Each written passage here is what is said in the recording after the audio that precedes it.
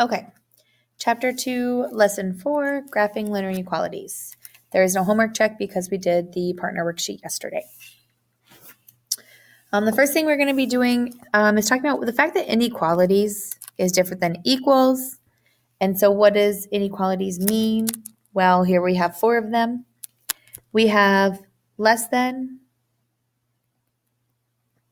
and the one with the line underneath of it is less than or equal to. Then we have this one, greater than. And this one with the line under it means greater than or equal to. So when we're graphing these on number lines, we have a couple things to remember, that if we're doing just less than or just greater than, we're going to use open circles because we do not want to include those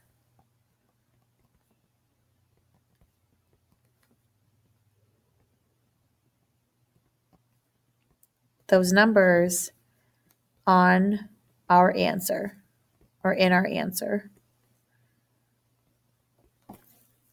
So if it says numbers that are greater than 8, we circle the 8 and leave it open because we don't want to include 8, but we do want to include 8.1 or 8.2 or 8.3. So then when we have less than or equal to or greater than or equal to, we're going to use filled in circles. So if the example says, graph the solution set on a number line, and this is in set builder notation, it says x is our variable, and we want all x's that are greater than or equal to 5. So we come down to our number line. I want to see at least a 0. 5 would be over here. And it says all numbers greater than or equal to 5, so I used a filled in circle, and greater than is to the right. On the second set of examples you're going to have in your homework is it's going to ask you to solve the equation and then graph. On this one, I have x plus 2 is less than negative 1. So what I should do is subtract 2 to both sides to get x by itself. So then I have x is less than negative 3. So the 0 this time would be on the left, on the right side of the negative 3 would be on the left side, and it's less than. One thing we have to remember when solving inequalities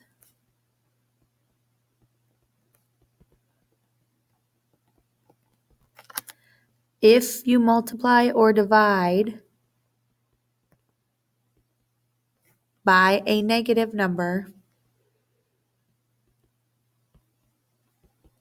switch the sign or switch the inequality.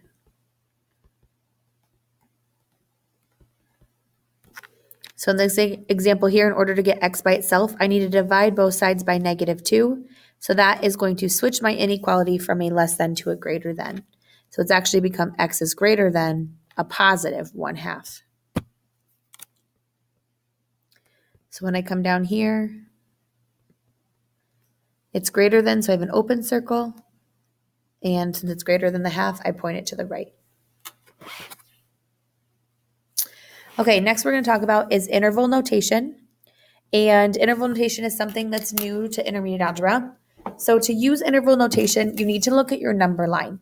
And what interval notation is it wants you to use symbols and infinity to tell which way your arrow is pointing on your number line. So we're going to look at our number line, and if the number continues to negative infinity or positive infinity, we're going to be using parentheses in that spot. If the number ends at a less than or a greater than, you will also use parentheses. So if it's open circle, use parentheses, and if it's negative infinity, positive infinity, use parentheses. If the number ends at less than or equal to or greater than or equal to or a filled in circle, we're going to use brackets. So we're going to use interval notation to explain the following sets of solutions. So I'm looking here. All of the x's that we're talking about here are from negative 2 to, so comma, positive infinity. So it starts over here on the left on negative 2, so I put the negative 2 on the left, and the numbers go to positive infinity on the right, so that number goes in my y place on the right. And the comma means all of the numbers in between those two. Now I have to put these in either parentheses or brackets or one of each. And so if I read my notes, it says if I have a filled in circle, which I do on my -2, that one gets a bracket. And then infinity, because we just are going to keep going forever in infinity, it always gets a parenthesis. And so now we've used interval notation to explain that this picture here was all the x's from -2, comma, infinity. And we know that the -2 is greater than or equal to, it's a filled in because of the bracket. On this next one, we're looking here, we're starting at the left is -2 again, and we're going to infinity, so that goes after it. We know infinity always gets a parenthesis, and I'm looking at the -2, and they do not want me to include that in my answers, so it's an open circle. So if it's an open circle, it gets a parenthesis. So again, to read this, it says all of the x's from -2 to infinity do not include -2. This one's a little bit different. So if I look at the most left part of my graph, it's positive infinity on the left. And on the right is -2. So I write them differently because I want to say all of the numbers from negative infinity up to -2 stop. Then infinity and negative infinity always get a parenthesis. And I'm looking at my 2, it's filled in, so I give it a bracket. On this bottom one, again, the most left thing over here is negative infinity all the way to -2. And then they both get parentheses in this one. So down here it says to solve, graph on a number line, and then write my solution set in interval notation. So first on this one to solve, I'm going to start with rule number 1, which is to distribute. So that would give me 5x plus 4x is less than 8x plus 6. No, 12. Sorry, not 6, 12. Rule number 2 is to combine like terms. I only have like terms over here, so I'm going to combine them to be 9x is less than 8x plus 12. Add, subtract. So I'm going to subtract 8x to both sides. So x is less than 12. Step 2, graph on a number line. It's less than, so I'm going to use an open circle, not filled in. And all the answers are less than 12, which is pointed to the left. And finally, write that in interval notation. So because it's going continually to the leftmost thing is going to be negative infinity, which gets a parenthesis. And it's stopping at 12 on the right, which is open, so that also gets a parenthesis.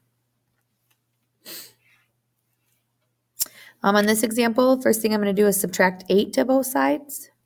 So I have negative 5x is less than 15. Divide each side by -5. Follow the rule of dividing by a negative, which will switch my inequality.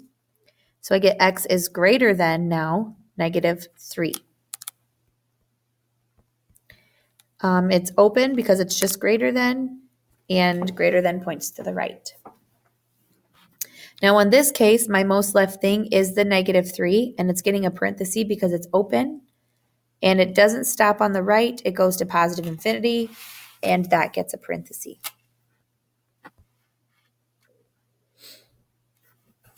On this one, we have a compound inequality going on here. So it's saying two things about x. It's saying that x is less than 7. But it's also, if we read it this way, is saying that x is greater than or equal to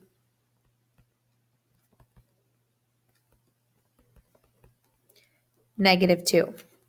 So I'm going to put both of these numbers here on the number line. And x is in between them, so it's all of this stuff in between. And it's less than 7, so it's open circle there. And it's less than or equal to -2, so it's a closed circle on that side. And x is everything in between them. So this one, because it's everything in between them, I have a number here on the left and a number here on the right. So I'm not going to use infinity because the numbers stop the arrows on both sides. So I'm going to use -2 and 7 as my numbers. The 2 gets a bracket, and the 7 gets a parenthesis. So if I was going to read that, I would say all of the x's including -2 and up to 7, not including 7.